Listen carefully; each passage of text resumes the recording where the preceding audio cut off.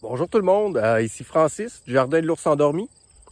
Dans les derniers jours, l'automne est presque arrivé finalement. Et puis on a commencé à moissonner le sarrasin.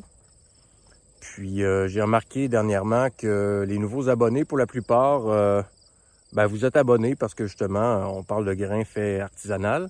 Et puis je sens qu'il y a un intérêt pour vous, donc on va continuer un peu dans cette lignée-là. Alors derrière moi, vous voyez à peu près le setup pour battre et nettoyer le sarrasin. C'est tout simple comme installation. Donc ici, pour ceux qui l'ont déjà vu, on a la batteuse qui a été fabriquée l'an dernier. C'est tout simple là, comme fonctionnement. On a ici un petit moteur électrique qui actionne la poulie ici et le shaft. Et puis, toutes ces tiges-là viennent percuter dans le sarrasin et puis font que le grain peut tomber au fond ici. Évidemment, on veut le moins de pertes possible.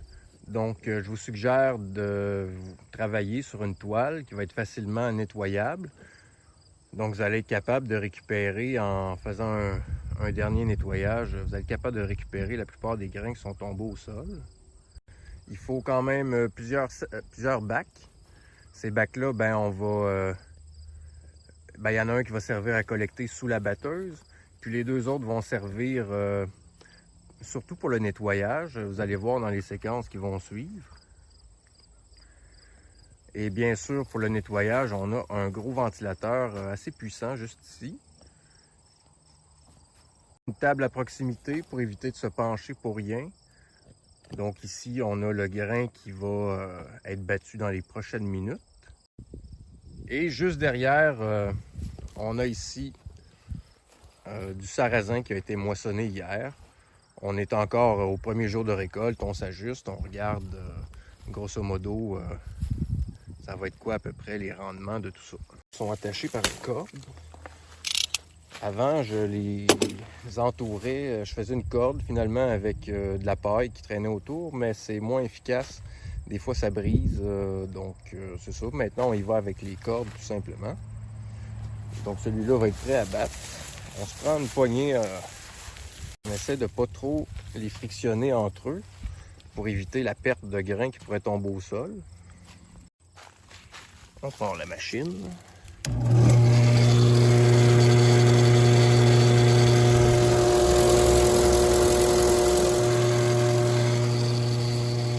Là, il faut être prudent. On voudrait pas que la main parte dedans. Là, ça va moins bien parce que je filme en même temps. Mais vous allez voir l'essentiel. Et on s'arrange pour que toutes les faces viennent frictionner de tous les côtés. Et ensuite, on en dispose dans le tas de paille qui va servir à recouvrir les fraises pour l'hiver. Donc, c'est tout simple que ça pour battre. C'est plutôt efficace. On voit qu'il reste pratiquement rien sur les tiges. C'est exactement ce qu'on veut. Puis la paille qui est ici, va sécher dans les jours qui vont suivre. Puis quand ce sera le temps, on va l'utiliser pour aller pailler les fraises qui sont là-bas. Fait que ce que je vais faire, c'est que je vais battre ce qu'il y a sur la table ici, puis ensuite je vous montre comment je procède pour le nettoyage.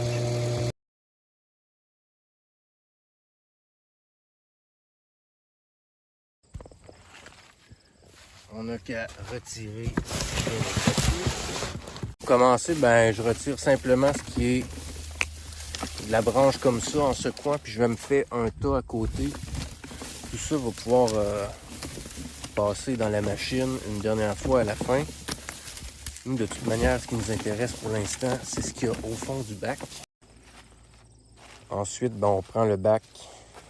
Ça, c'est du stock qui a déjà été battu. Un petit peu nettoyé.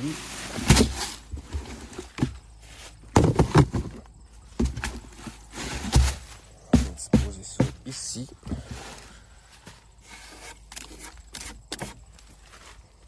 On installe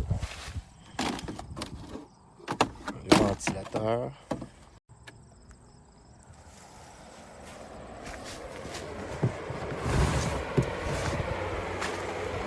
Donc simplement la prochaine étape, ça va être de vanner le grain. Vanner finalement, c'est laisser tomber les grains devant un ventilateur, puis tous les débris devraient en théorie être poussés un petit peu plus loin.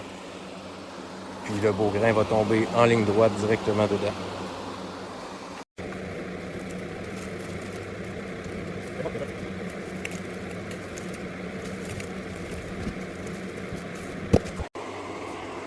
Après la première passe, comme je viens de faire, ben, disons que c'est un nettoyage grossier. Vraiment, là, il reste beaucoup de cochonnerie à l'intérieur. Ce que je vais faire, c'est que je le passe une deuxième fois. En même temps, ben, je repasse le grain qui a été déjà fait, ce qui le nettoie un petit peu plus.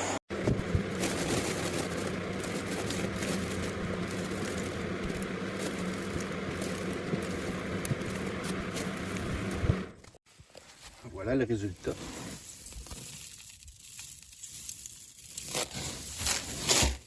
C'est satisfaisant quand même, on a un beau fond. Bien lavé. On va faire un nettoyage un petit peu plus en profondeur. Je pourrais utiliser un nettoyeur à petits fruits quand on fait la récolte manuelle. Donc ça agit un peu comme un crible. Il va rester ça sur le dessus. Souvent ce qui arrive, c'est qu'il y a des mottes comme ça qui décrochent. Donc ce qui va tomber là-dedans va pouvoir être retrié par la suite. Puis ici, ben, on a notre beau tas de paille.